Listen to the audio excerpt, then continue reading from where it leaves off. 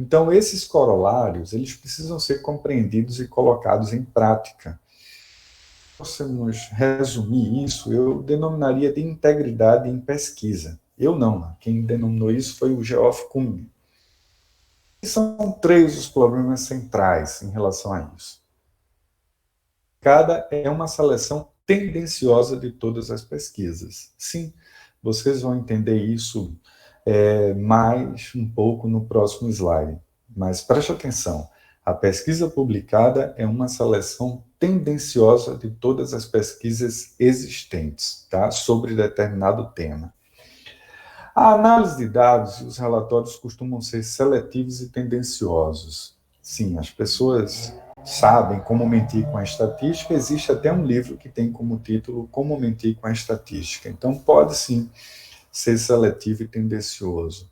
E em algumas áreas, os estudos raramente são replicados, de modo que persistem conclusões falsas. A pedra angular da ciência segue sendo a replicação e deve ser colocada em prática e deve ser estimulada também, na minha opinião. O exemplo que denota o viés na publicação científica. Então, vamos entender como isso ocorre, tá?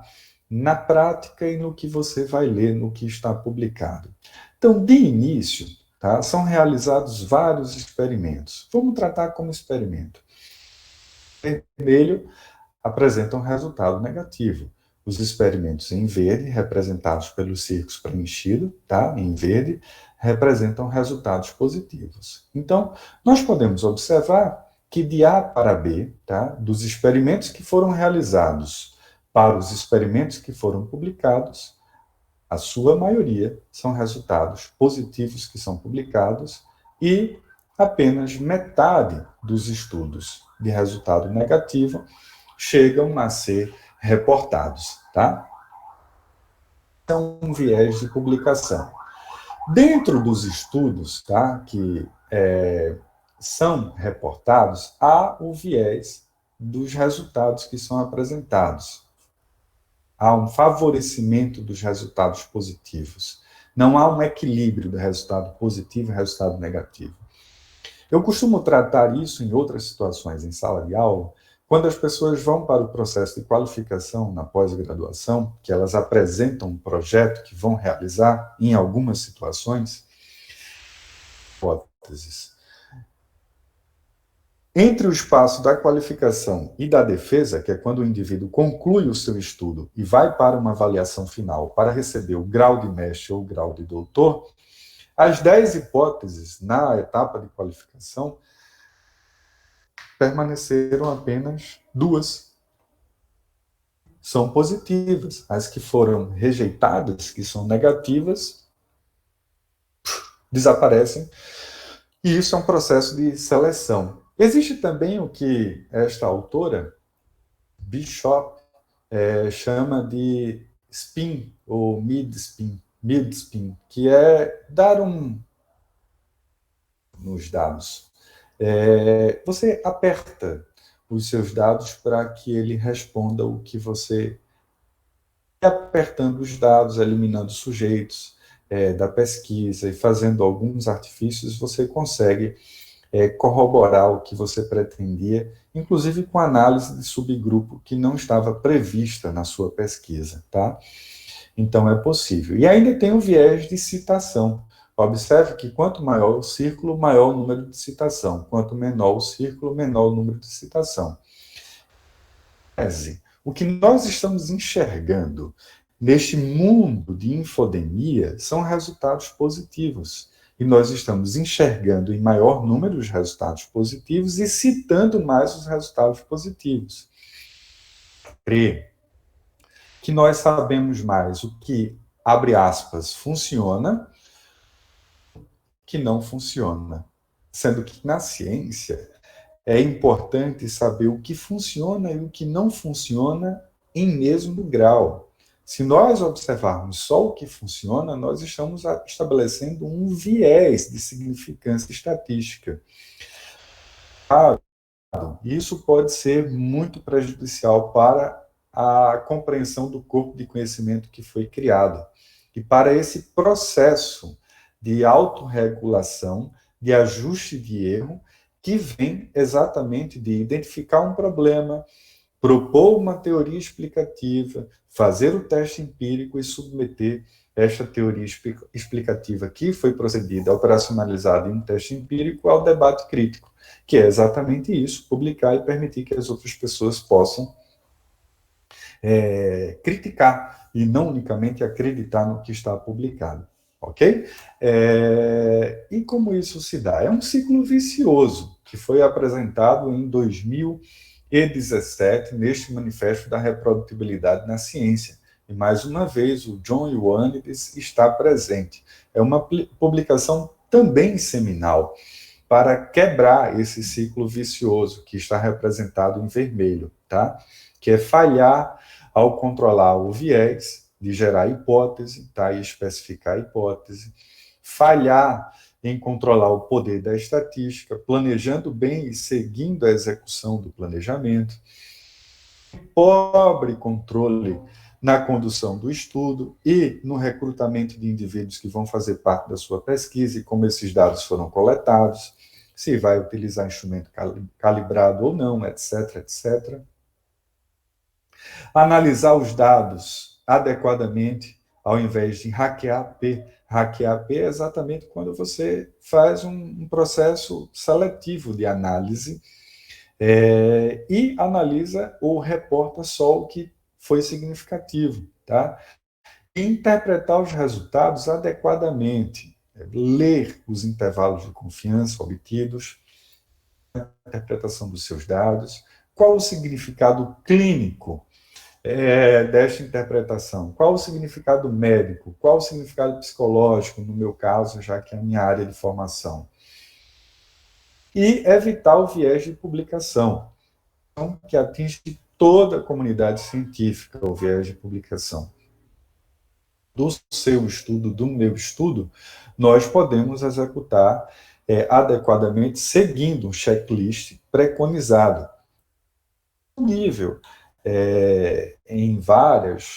estão disponíveis em várias recomendações e plataformas de ciência aberta, por exemplo, e de qualificação dos experimentos, etc. Mas o viés de publicação segue sendo um problema. A comunidade científica tem um forte fetiche em experimentos com resultados positivos, e nós precisamos mudar essa lógica. Trago uma prática que é da medicina, outras áreas também fazem uso, que é a revisão sistemática e meta-análise, para demonstrar como esse procedimento é importante nesta condução de integridade, de qualidade e da informação, da curadoria do conhecimento, tá? E eliminar dessa infodemia, misinformation, né? Levando para as pessoas informação de qualidade. E como é que se produz essa informação de qualidade? Há todo um processo pela colaboração Cochrane, tá? Que as pessoas precisam seguir. E eu trouxe uma revisão sistemática que eu li, algumas revisões sistemáticas que eu li mais recente. Aqui 2 exemplos para vocês sobre... eu tenho estudado um tema do autismo e alguns procedimentos de tratamento que são utilizados para os sintomas e achei conveniente apresentar para vocês esse exemplo da droga aripiprazol, tá? Que é comercializada também no Brasil.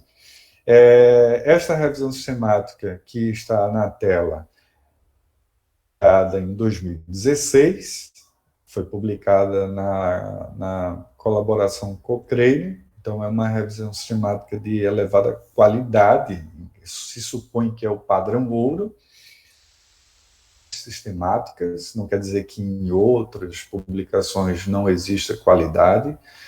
E aqui nós temos um achado de que nesses 2 ensaios clínicos, tá, randomizados, que foram encontrados nessa revisão sistemática, há evidência favorável ao uso do aripiprazol para o sintoma de irritabilidade. Como eu li o estudo todo, eu sei que existe evidência também para hiperatividade, comportamentos repetitivos, mas não tem evidência de efeito para questão da comunicação, em termos do transtorno do espectro autista,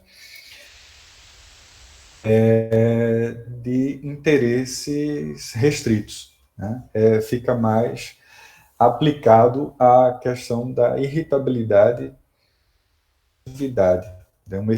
tem um efeito maior. E observem que, além de resumir os dados estatísticos, né, considerando o tamanho da amostra, do grupo que fez uso da droga, o tamanho da amostra, do placebo, que foi administrado no grupo controle, tem-se a média e o padrão de cada grupo, em termos do score que foi observado, né, por meio dessa escala, Aberrant Behavior Checklist, que as pessoas responderam na subescala irritabilidade, que há, sim, evidência favorável. E esses dois estudos eles foram avaliados em termos de viés. Né? Tem uma escala de viés para avaliar os estudos e que leva em consideração 7 categorias de vieses existentes. E aí, o risco elevado, que seria a flag em vermelho, duas pesquisas não foi destacado um problema grave em relação ao viés de distribuição aleatória, que é para a utilização da estatística frequentista, alocação no grupo controle ou no grupo experimental.